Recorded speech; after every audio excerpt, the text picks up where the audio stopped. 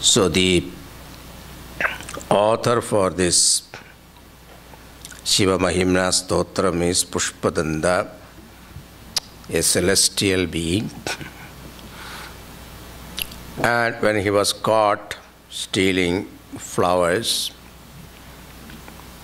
he prayed to Lord for forgiveness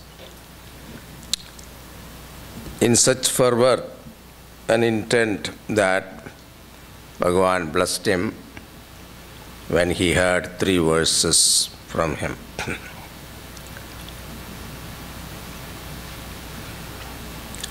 He said that indirectly, how can I praise you, Lord? You are even not enough praised by Brahmaji, Brahaspati. Even though they are great, they have great qualification, but how am I to know your glory?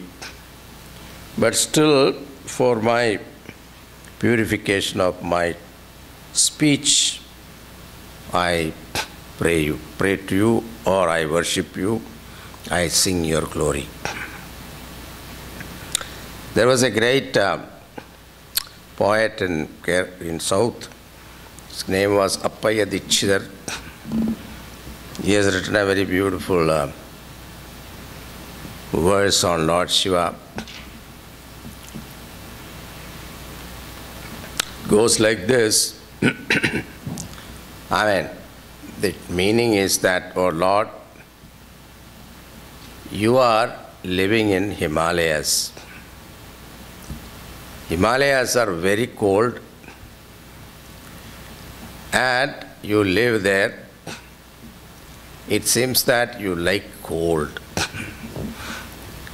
That also, then again you married to the daughter of Himavan.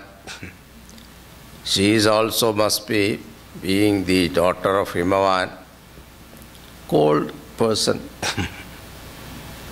Then you wear snake as your ornament, that is also cold.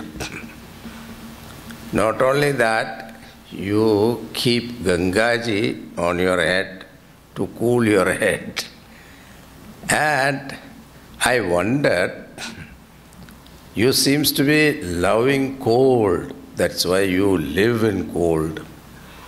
But I wonder how you stay in my mind, how you reside in my heart, because my heart is filled with desires, ambition, heated with desire.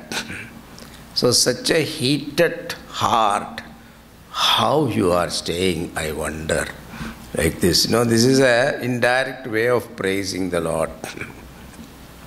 So here also, our Pushpadanda does the same thing. Then afterwards he talks about how come people are the skeptic people, how come they are having this doubt that God exists or not. So a simple bhakta, there is no doubt of his existence, because the world is in front of him. And when you look at the world, unless there is a creator, it is not possible to have such a purposeful creation. And in this creation, there is nothing redundant. Everything is useful, including your, what do you call that? There was something they used to cut off, and then again now they have decided. Appendix. Now they know that it is useful. Before they thought it's not useful. So in this body, everything in this body is useful, purposeful. So too in the whole world, everything in this creation is very purposeful.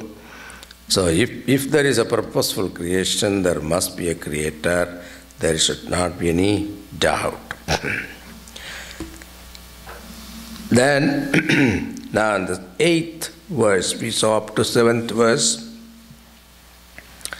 The 8th verse, even though you are the Lord of the universe, you are all-powerful, omniscient, omnipotent, omnipresent. But anybody look at you, you wear very simple dress. You don't go for big luxurious life. But in your case, you are using very simple thing. What are they? Mahotrakhatvangam Parashurajinam Bhasma Panina Kapalam. Who is Swatma Ramaha? The word Rama means revel, enjoy. The one who revels in Atma, one's own Atma, for him Vishaya Mrigatrishna Brahmayati. For him all Vishayas, enjoyment in this world, they are like mirage water, Mrigatrishna. Like mirage water. Mirage water, where it is something like a beautiful example because it looks as if there is water.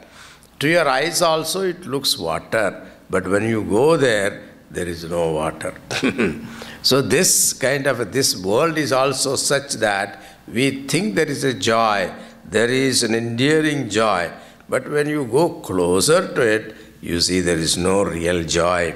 So this worldly enjoyments are like Mrigatrishna.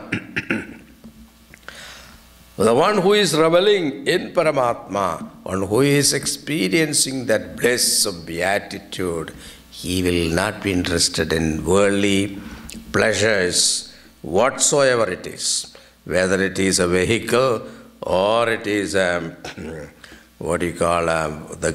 garment or how you conduct yourself, all these things are not important to him, because he has no value for material achievement in this world. So, nahi swatma ramam vishayamrigatrishna pramayati. Okay, having said that, now he says, these people who are atheist people, they have so many confusions. Whether this world, universe, is eternal or ephemeral, or is it perishable with parts, or imperishable in whole, or all this kind of confusion is there about this created world. So many people have got so many theories. Some say it is permanent, some say it is not permanent. Some people say it is continuous, some people say it is not. So this kind of opinion is there. So he says, it doesn't matter. Why does it matter? What is more important is we develop devotion to the Lord. That is more important. That is the Tatparya of the next verse. Let us see. Dhruvam kaschit sarvam Sakalam aparastva dhruvamidam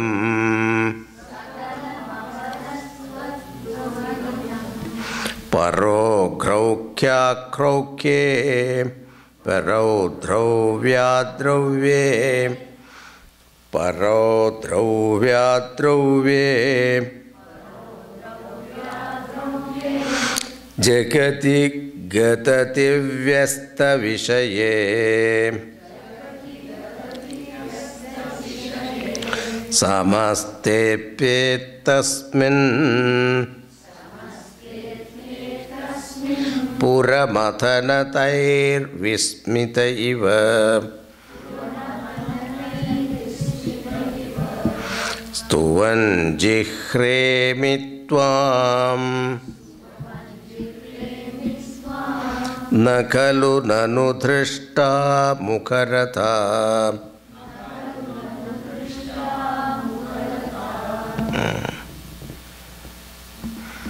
Dhruvam kaschis sarvam sakala maparastva dhruvamitam.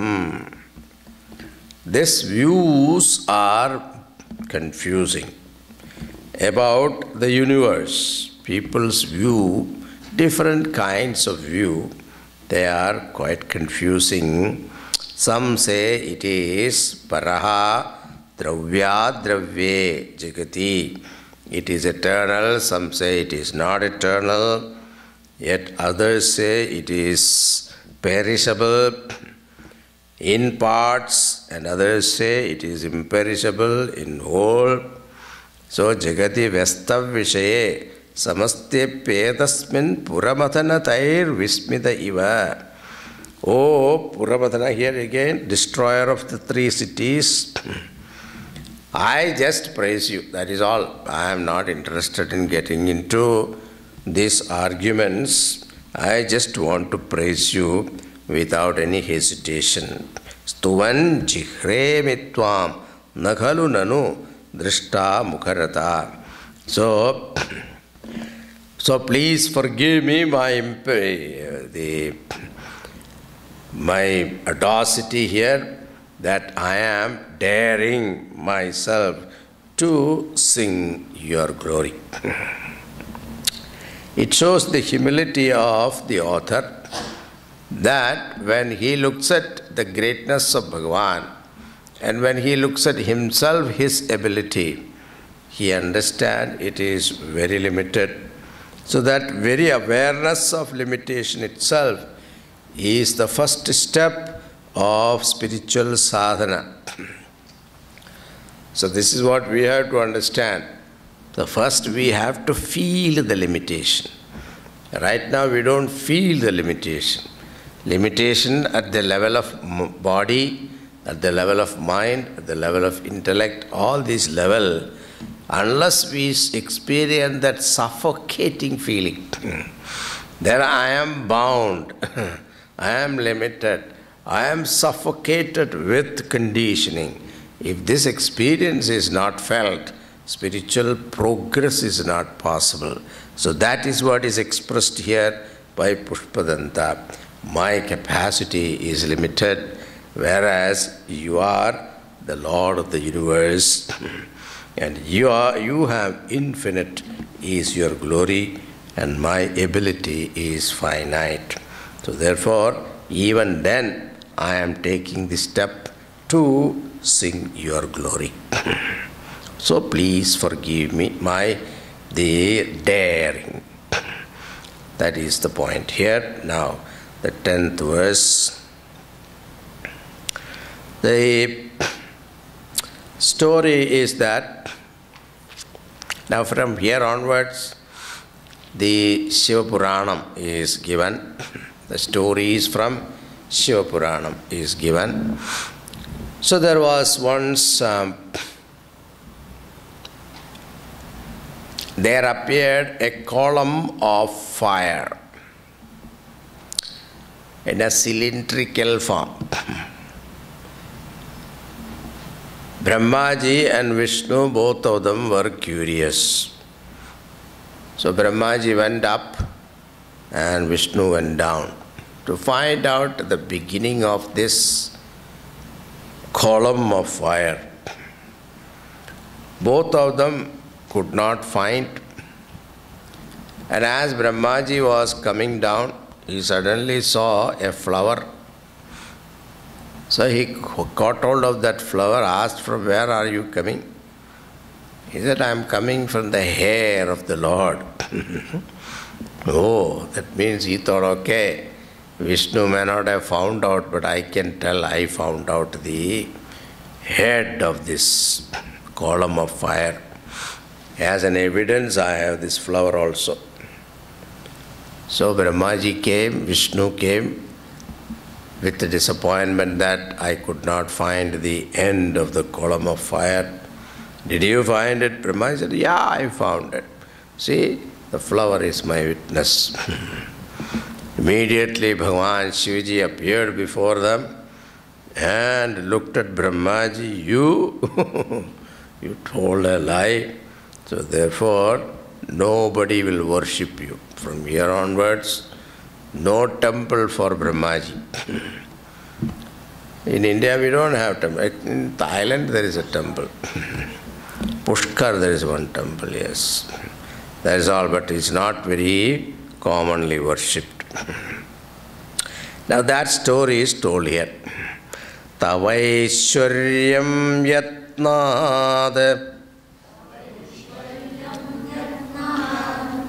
Yetupari virinjir hariratha Parichetum yata Anala vapushaha Tato bhakti shraddha Bhara guru ghrnatbhyam girishayat Swayam tastetabhyam Tava kimanuvrittirna phalati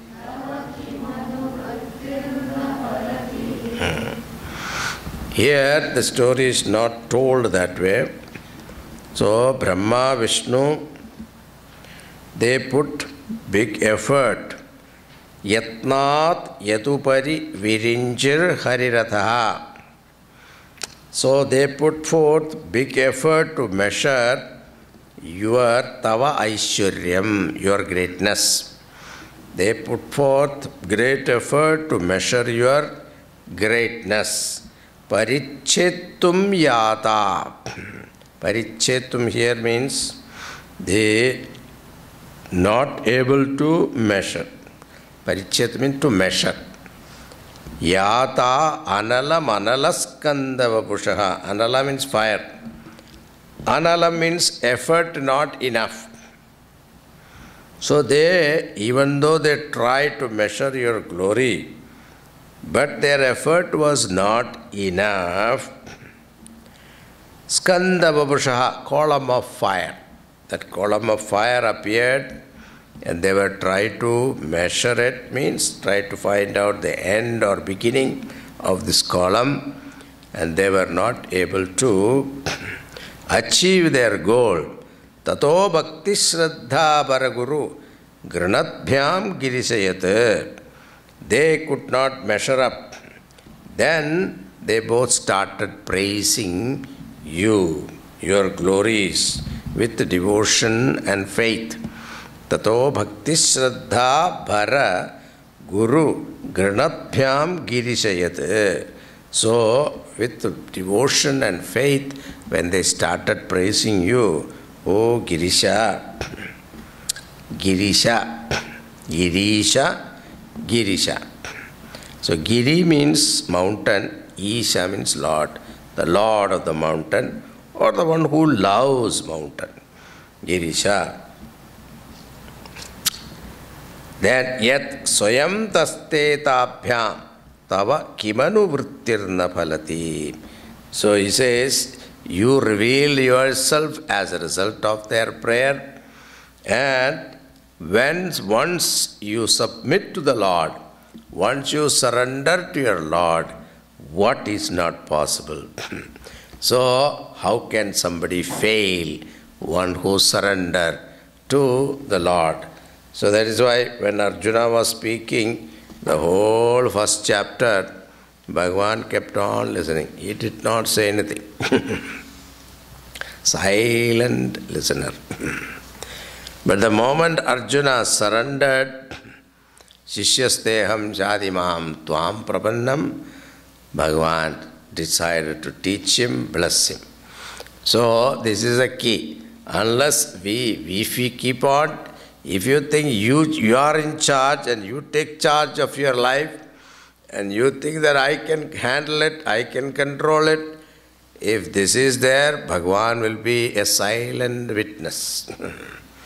He will not interfere in our life.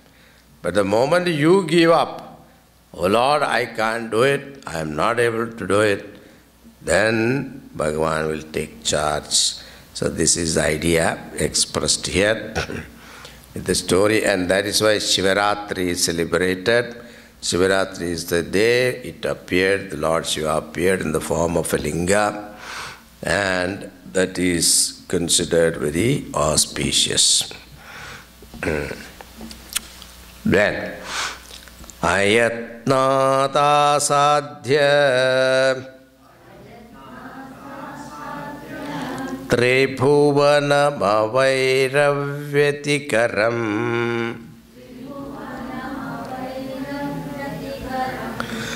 dasāsyo yat bahūn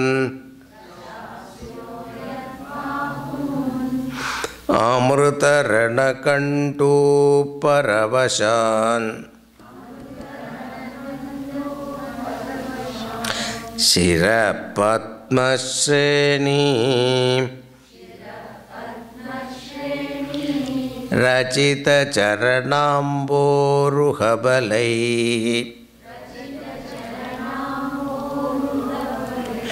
sthirāyāstvadbhakte tripurahara vispurjitamidam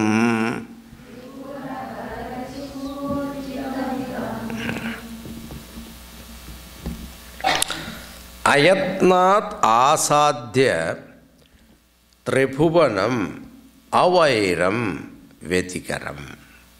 Ravana, the tent-headed Ravana, very effortlessly made or conquered the three worlds and made free from enemies.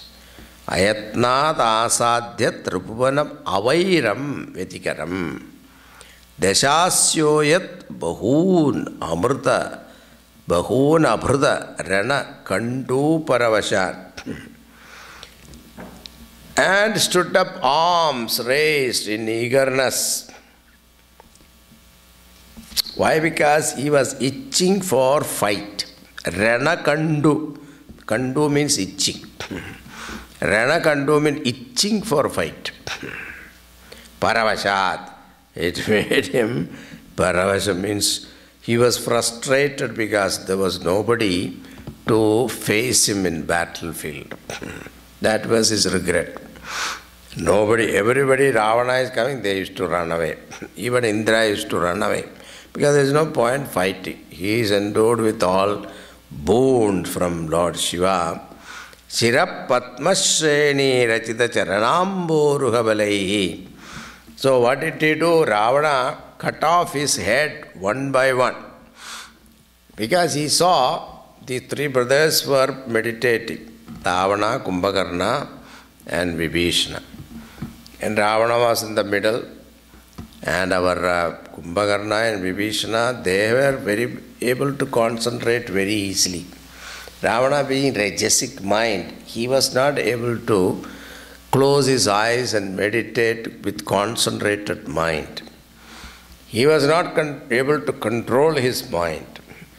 So what happened, he looked both of them, they are all in meditation. So he was not able to do meditation. So what he did, I can do better things. So he cut off one head and then offered in the fire. But with the blessing of Bhagavan, it came back again. Then again he cut. Like that 10 times he offered his head. So finally Bhagavan appeared and blessed him. Tirārāyāt tvat bhakte tripurahara vispurjidamidam. Then, because of his, Ravana was the greatest devotee of Bhagavan. As a result of his devotion, he expressed in this form that he offered his own head as an offering to Bhagavan. As a result, this Ravana was able to conquer the world very easily, effortlessly, and made himself invincible. All these were possible with the strength of devotion to you. But even then, Ravana, what did he do? He was itching for a fight. Nobody there to fight. What did he do? He went and, with his Bahubalam, he wanted to show, he went and lifted Kailas itself. So our Pushpadanta is spending one more verse on Ravana. Okay, let us see. amurshyatvat-seva samadhigata-saram bhujavanam balat kailasepi tvadati vasatau vikramayatah alabhya patalepi alasa chalitangushta sirasi pratishta tvayasid dhruva mupachito muhyati khalaha.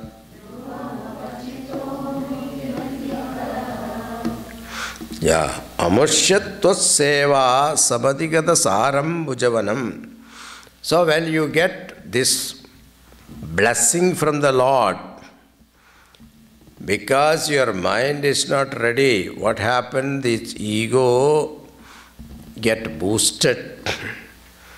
And same way Ravana also, his ego become bloated and he wanted to show off and he tried to lift the Kailas Parvat. Then what happened? Balat Kailasebi tvadati vasatau vikramayataha. He tried to lift Kailas, your own abode, by force. Then what happened? Alabhya chalitangushta sirasi. Bhagavan just with his toe pressed that mountain down. And Ravana got crushed underneath. And then Ravana took out his own, opened his stomach, took out the blood, made a veena, and with that veena he sang the glory of Bhagavan. So Bhagavan was very pleased. So Ravana sang Samaveda. Bhagavan Shivji is Samaveda Priya. So he tried to run away. Here it is said, he tried to escape from Bhagavan's anger, but he could not get shelter anywhere. Then he came back and prayed to Bhagavan in all devotion. Then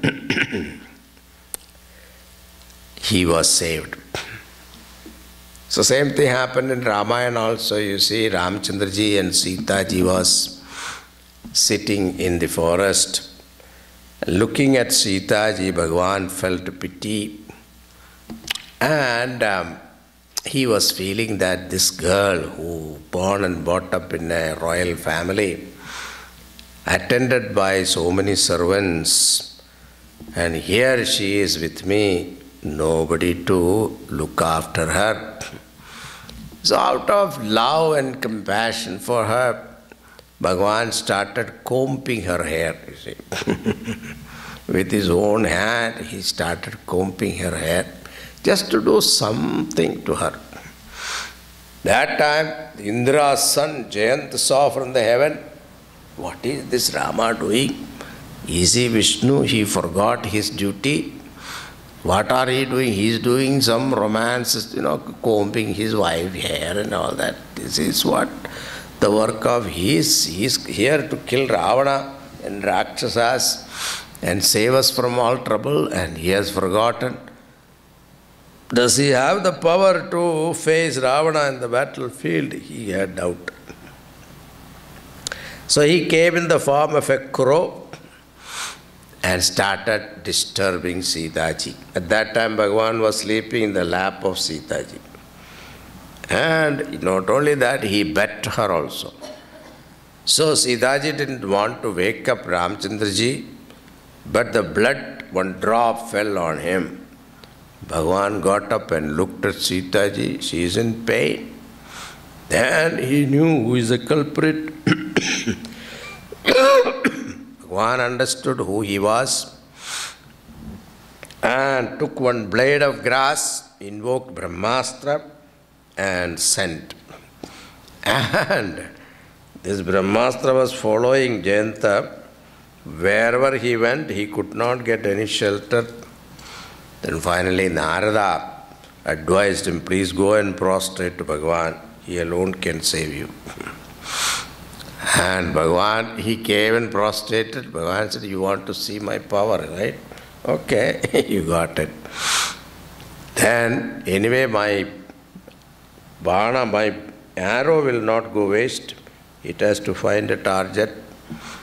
So, crow's one eye, Bhagavan took. Because the crow has got only one eye now. After this story only it happened. Same way, Ravana also went all over all Patala, everywhere he went. Nowhere he could get any shelter. He came back, surrendered to Bhagavan, and that is how he got blessing from Bhagavan. Why? Because wicked people, even though they have blessing from the Lord with power, but they misuse it.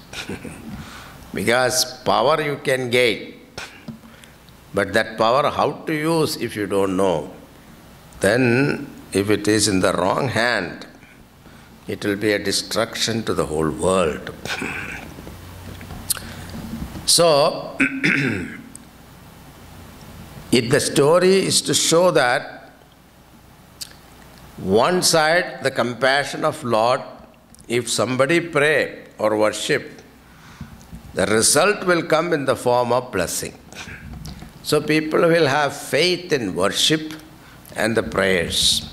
If prayers are not rewarded, the rituals are not rewarded, or sadhana is not rewarded, or tapas is not rewarded, then good people also will not have faith in doing so. So that is why, even though they were evil, but as a result of their prayer, they should be blessed.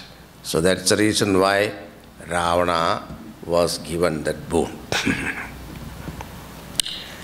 Ravana, another story also there. This Parvati, Lakshmi and Saraswati, they used to have a meeting. After lunch, when the husband sleeps, they used to have a party themselves, playing cards and things like that.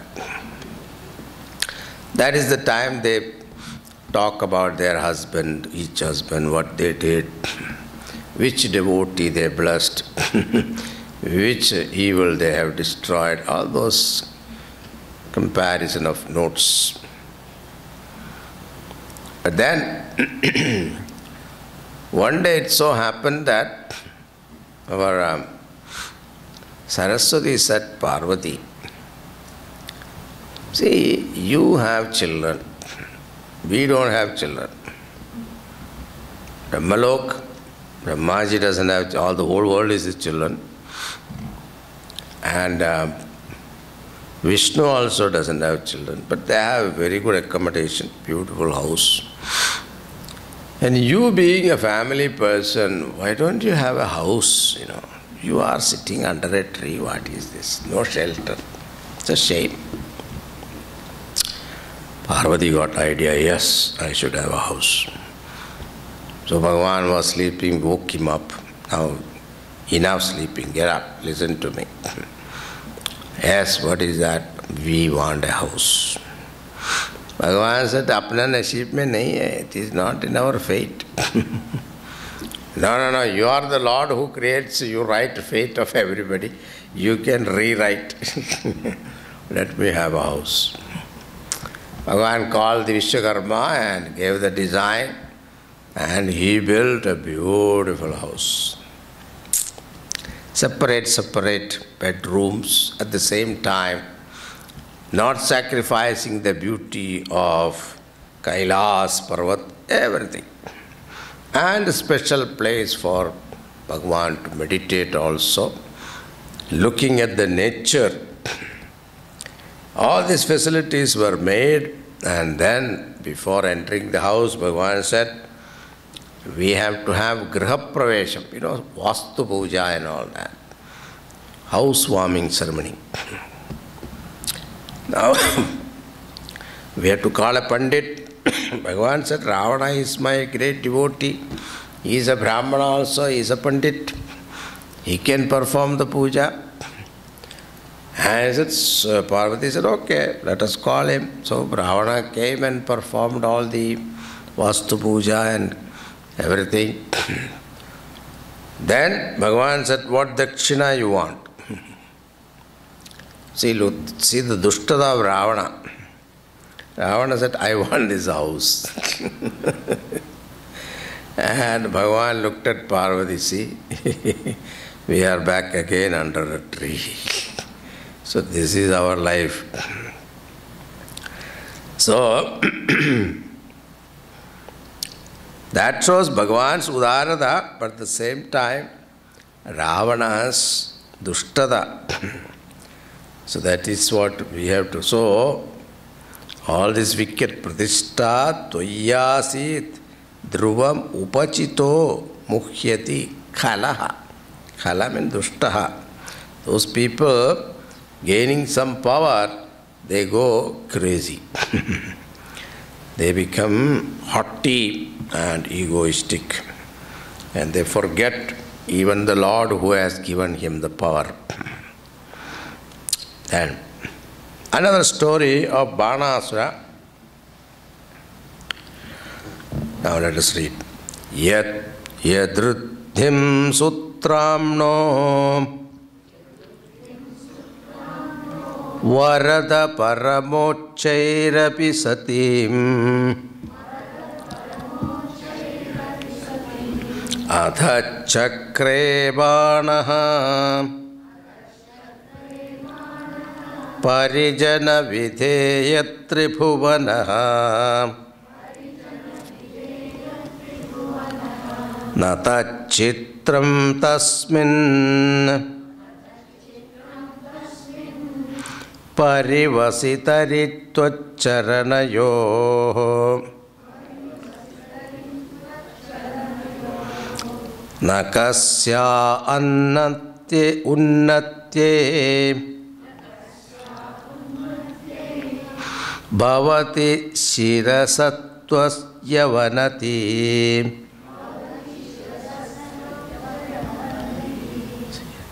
shirasattvasyavanati.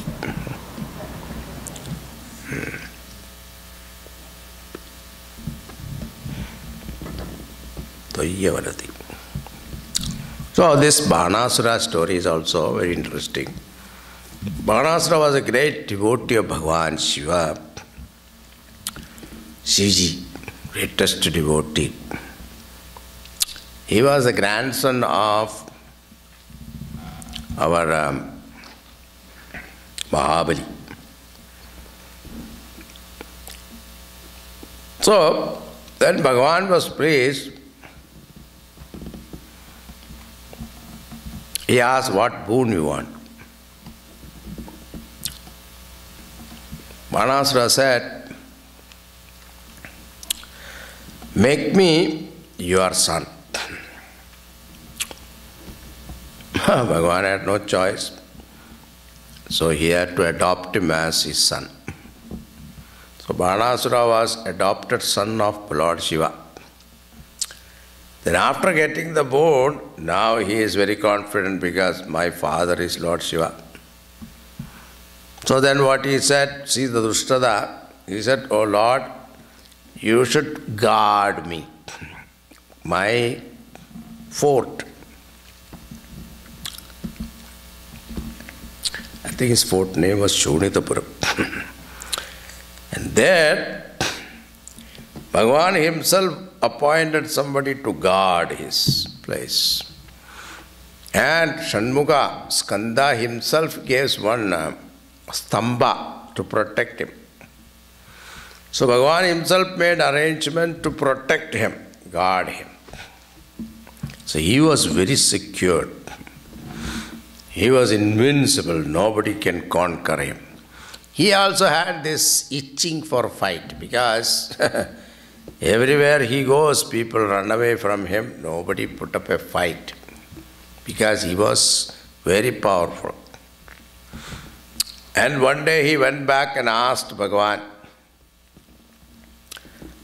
"It looks like you are the only one who can fight with me."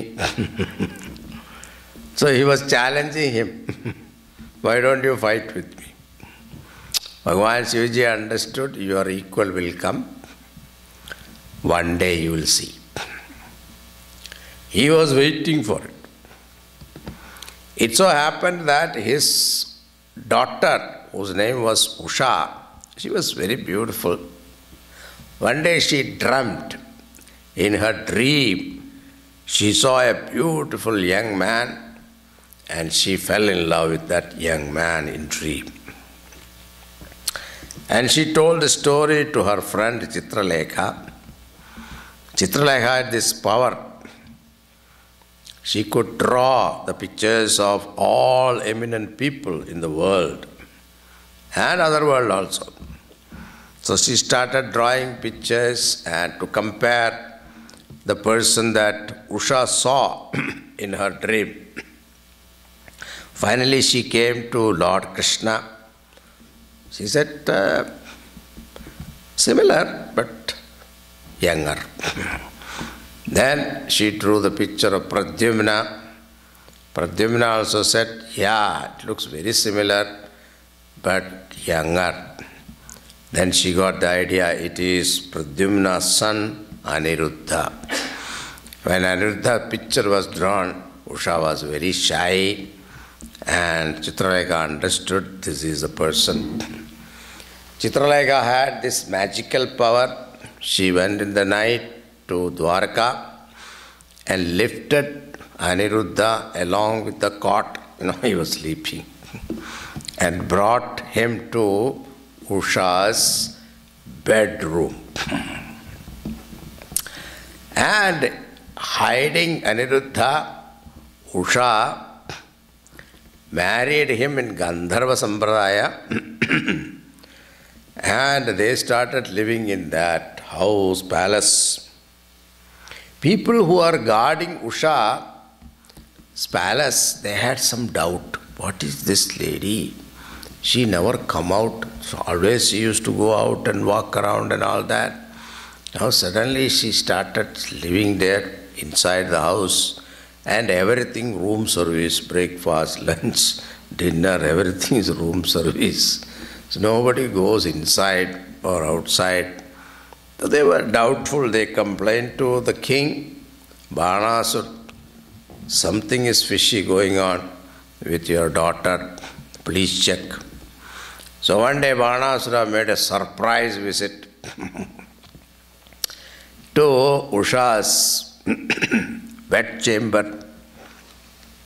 Suddenly he saw Aniruddha sitting there and playing with her. Banasura with his army caught him and put him in jail. Narada went to Dwarka, asked Pradyumna and Krishna, do you people keep check of your children? Because Krishna had 16,008 wives. Each one of them 10 children. Now think about the population. They had their own university, okay, because they don't need another outside student to come. The in-house students itself is enough. Because to keep track of all the children, where they are, where they go, what they do, it's very difficult. So Aniruddha disappeared, nobody knew. So our Narada came and asked, do you know where Aniruddha is? Then suddenly everybody started looking for him. And he said, no. And Narada informed, he is in Banasura's place and he has been imprisoned because of this Usha, his daughter. Then Bhagavan went with Balaram and attacked Shonitapur and destroyed that Mura. Asura Mura was guarding it. He killed, destroyed Mura, then crossed all the obstacles. But Bhagavan Shivaji has offered his protection to Banasura. Bhagavan Shivaji himself came, fought with Krishna. Bhagavan Krishna said, Lord, you are my friend, but what to do? I had to fight with you. So he fought, Shanmuga fought, Lord Ganesha fought. All of them Bhagavan had to defeat. Finally, Banasura was face to face, and he wanted to have an opponent, an equal power to fight with him. So Krishna gave a good fight. This Banasura had 1,000 arms, one by one he cut off, finally left with one pair. And as advised by Lord Shiva, Banasura realized his mistake. He went and prostrated to him. Bhagavan Shivaji pleaded with Krishna, saying that I have given my word of protection to him, so therefore don't kill him. Bhagavan Krishna also said, I don't want to kill him because he is a grandson of my devotee, so I will not kill him, but I wanted to humble him. And now our Banasura himself handed over Usha to Aniruddha, and thus Banasura became Bhagavan's Sambandhi, relative. So all this greatness of Banasura, here our Pushpadanda says, this Bana had the universe obey him. Varada paramochairapi satim yat vruddhim sutramno adas chakre banaha parijana videyat tripuvanaha. His wealth and prosperity compared to Indra, Indra was compared to Bana was small in greatness and great wealth and prosperity. Oh Lord, you are the giver of boon. All this there is no wonder at all. Nachat chitram tasmin, natat chitram, tat chitram tasmin naha. Vari vasitari tvacharanayoho. The one who worship your feet, there is no doubt that he can attain all this glory. What prosperity, what greatness, what glory one cannot attain with worship of you. Nakasya unnatyai bhavati chirasatvayavanatihi. Owing to you, one rises in life. That's the greatness of bhakti to Lord Shiva. So Banasura story, Ravana story, these are all proof for receiving the blessing of Bhagavan Shivaji. Continuing. Akanda Brahmanda Kshaya Chakita Devasura Kripa Videyasyasit Yastrinayana Visham Samhritavataha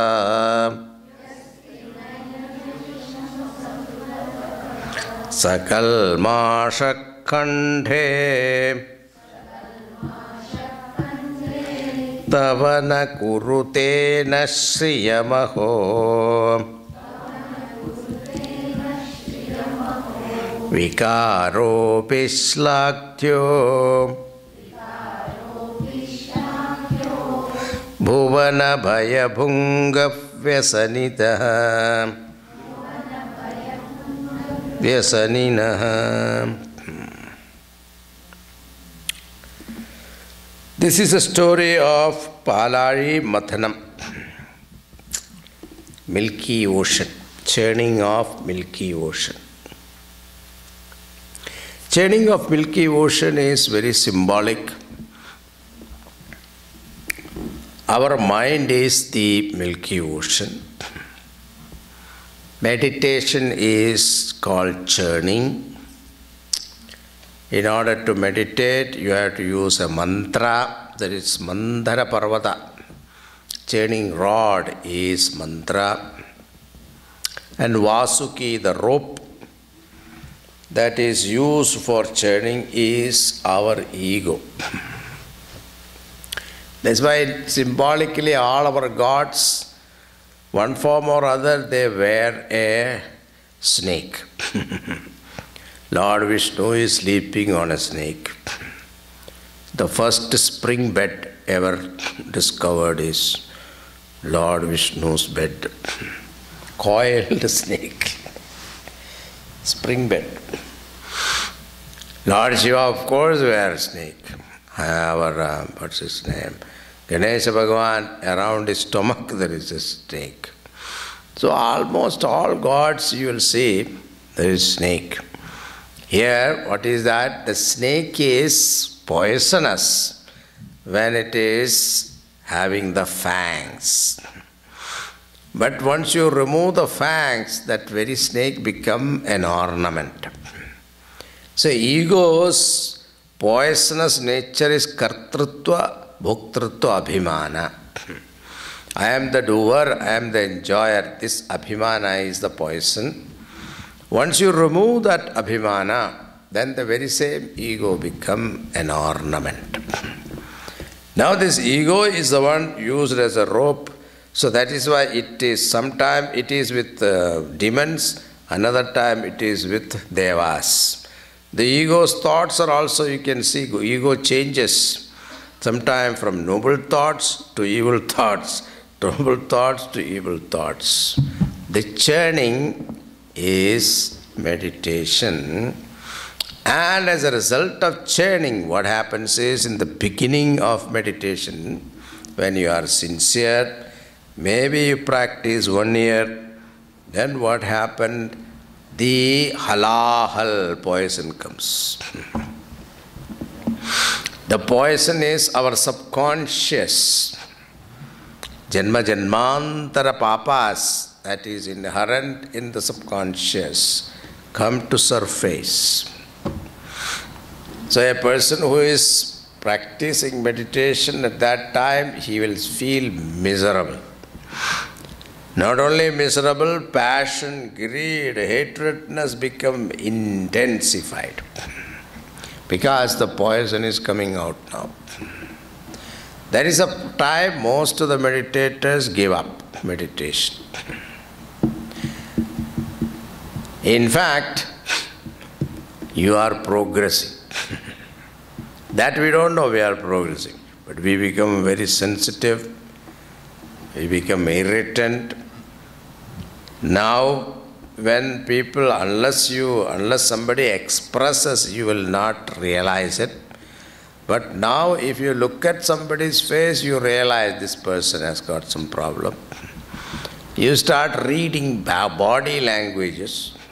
The way he is carrying himself, there is something wrong.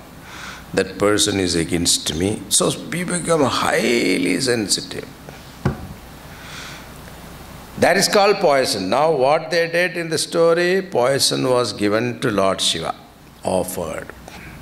In meditation seat also, we should offer that poison totally to Bhagavan. What we do is, we try to handle ourselves, we try to control ourselves, which will be a failure.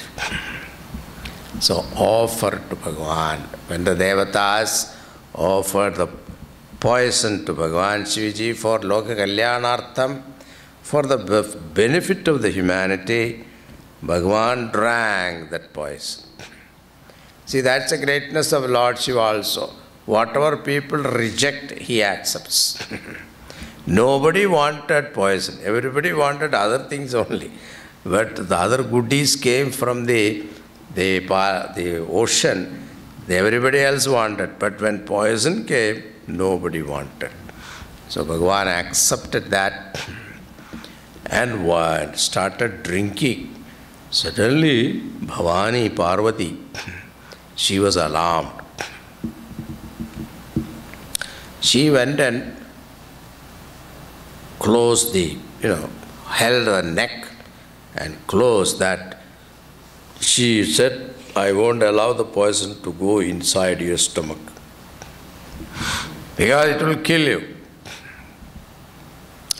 Not only that, the Bhagavan's stomach is the entire Brahmanda. So those people also will die. So the Devatas were frightened. They said, okay, if he doesn't drink, then she will spit. So they went and closed the mouth also. So now what Bhagavan can do? So he absorbed the poison in his neck.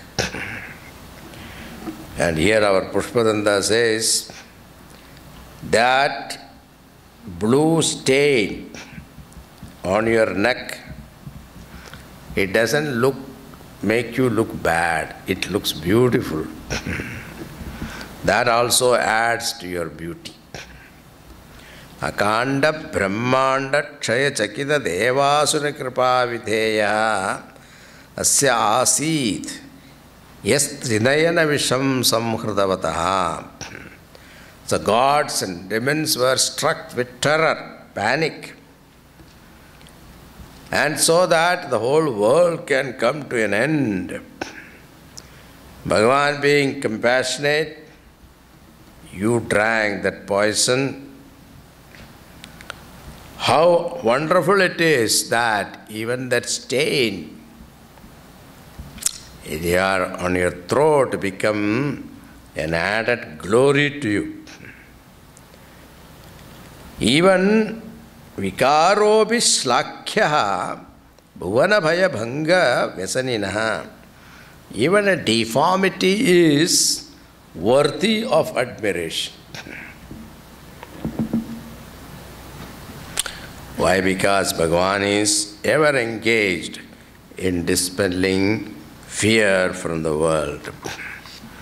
So that is why Bhagavan is called Shankaraha Sham Mangalam Karoti, the one who does always auspicious, think of auspiciousness for the world and his devotees. Now, another story. This is all story, you must be knowing it, but the way he says also a little different.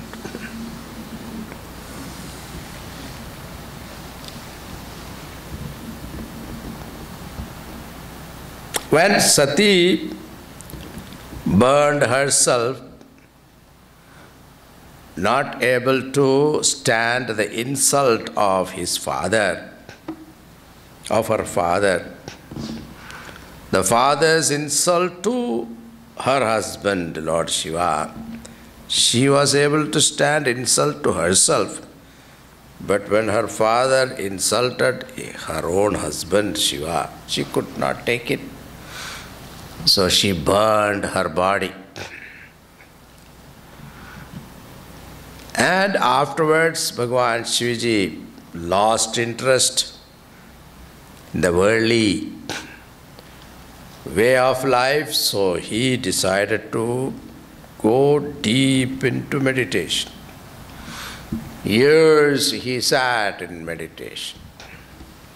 At that time, there was an Asura, Tarakasura came. He got a boon from Brahmaji. Only a son of Lord Shiva can kill me. He knew that Lord Shiva has gone into meditation. He will not come out of his meditation that soon. So he has a good time.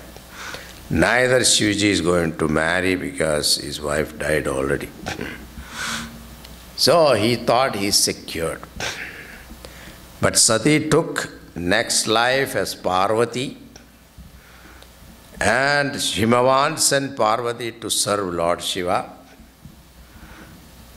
And as she was serving Devatas thought that we should somehow break the tapas of Lord Shiva in order to achieve their goal.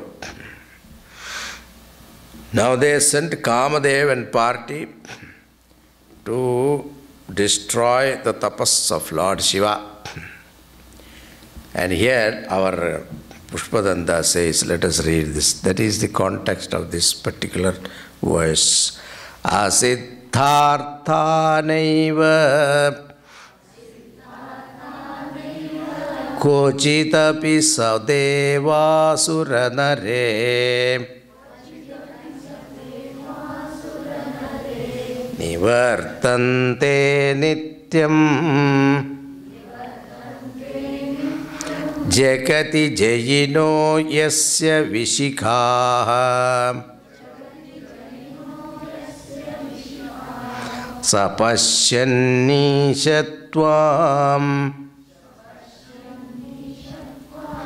itara surasadharanamabhut smarasmartavyatma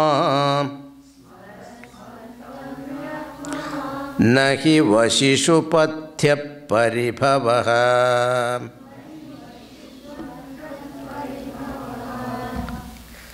This Madana means Kamadev. He was so proud that he has this reputation that his arrows never fail. It always returned with victory. They never come back without fulfilling their purpose. Whether they are gods, demons, or human. He was very proud about it. That nobody can escape from my Bana, Pushpavana. So Kamadev, everybody is a victim of Kamadev.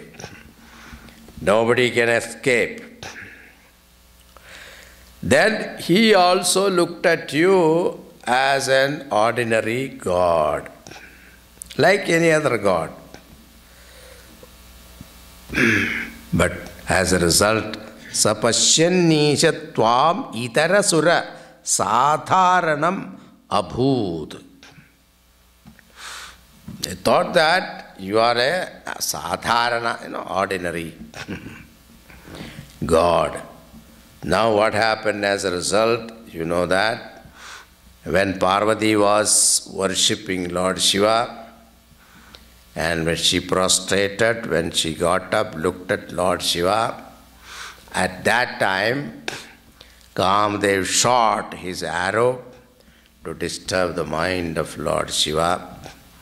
Lord Shiva was disturbed, and when he opened his eyes, and what made me get up from my meditation? What is the disturbance? Who disturbed me? He saw Kamadev open his third eye and burned him to ashes. So, therefore, now Pushpadanta says he remains in memory only. He now remains only in memory. Means what? That no one can see him with body. So that's why Kamadev, another name is called Ananga. We are having no body. Afterwards, Rati Devi went and propitiated Bhagavan Shivji. And then as a blessing, Bhagavan said, Kamadev will regain his body when he is born as Krishna and Rukmini's son Pradyumna.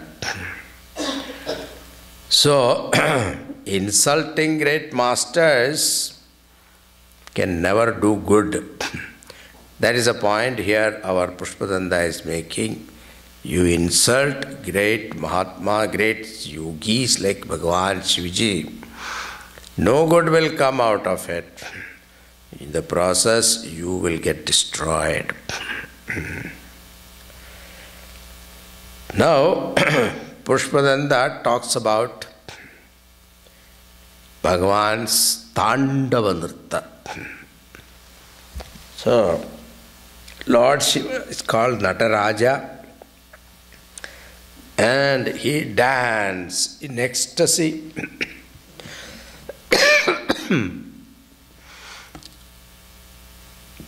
The entire creation is considered Bhagavan's dance.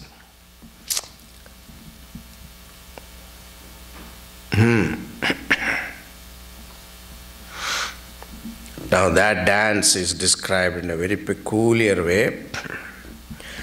Mahipada khadad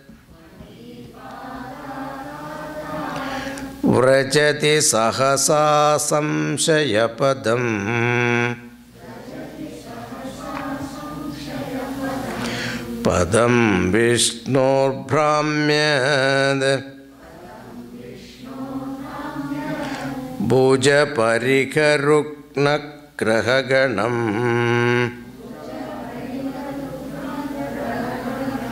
muhurdraudrausthyam yad anibhrita jadatadita tata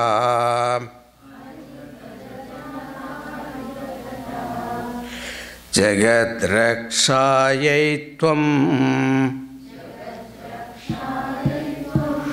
natasi nanuvamaiva vibhuta.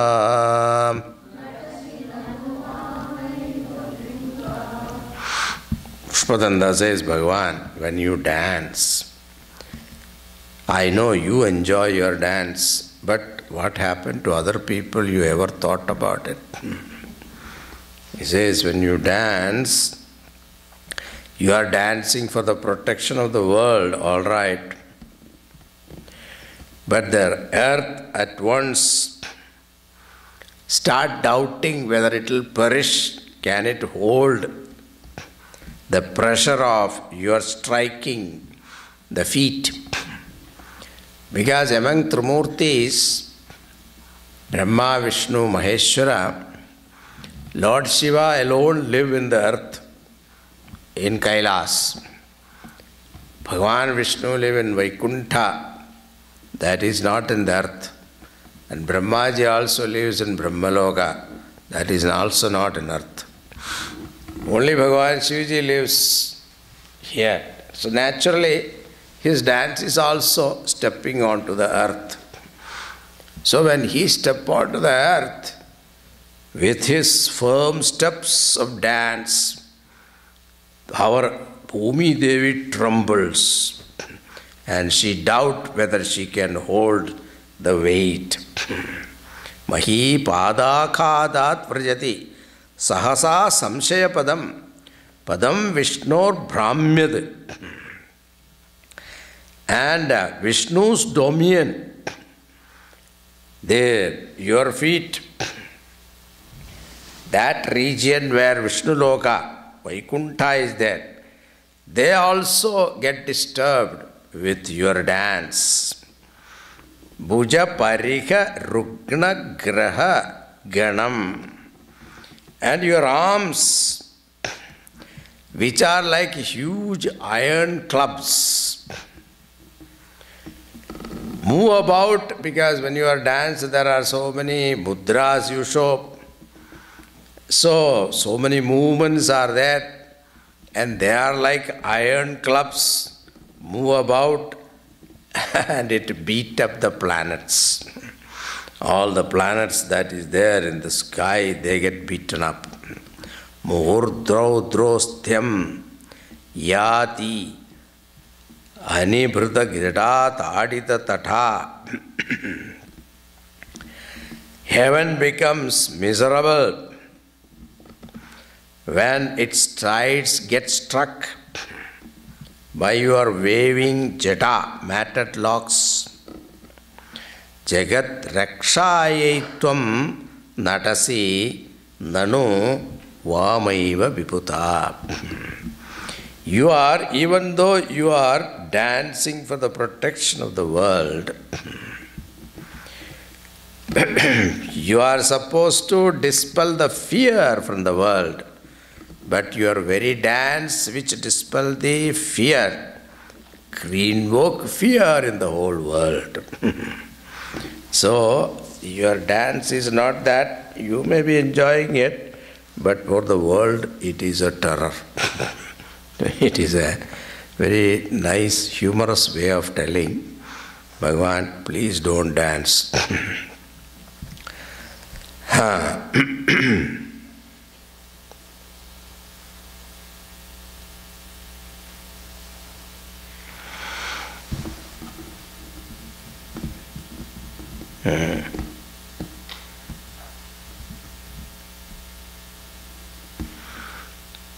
Now he talks about Gangaji. All of us know that Gangaji was in the heavens, and Bhagirath with his effort brought her down to earth. And to receive Ganga coming down from heaven to earth, Lord Shiva stood in between and received her and absorbed her in his jada. Then with the request of Bhagirath, Bhagavan released very little of that. And that water filled the entire country. Not only that, the ocean also. Such a vast stream of Gangaji, which is capable of filling the entire earth and the ocean, remains Bhagavan's hair like a drop of water. Now Pushpadanda says, if that is the case, what to talk about your body? Your body must be so wonderful that even such vast oceanic type of water of Gangaji looks as though a small drop. So this is the tatparya of this particular verse. Let us see, read. Viyatvyapi tara Gana gunita fenodgama ruchihi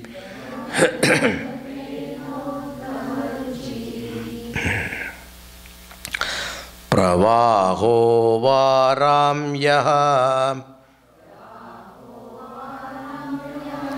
Vrishata lakhudrishta sirasite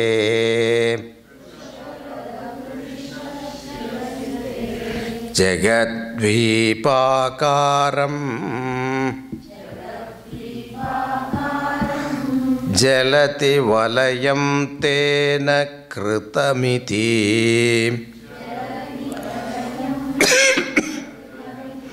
Anaine vonneyam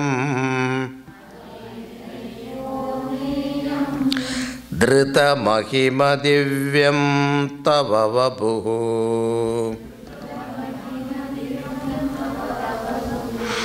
So by this we can infer how divine and glorious your body is. Anene onneyam drita mahima divyam tava vabuhu. Viyat vyapi tara gana gunita fenodgama ruchihi.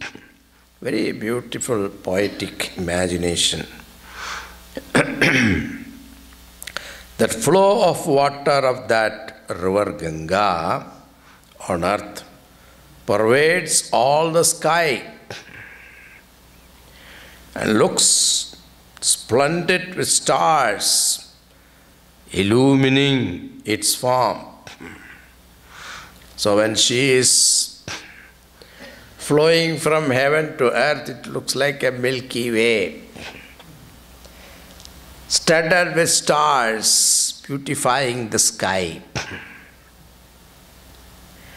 But pravaho varamyaha vrishata lakhu drishta sirasite.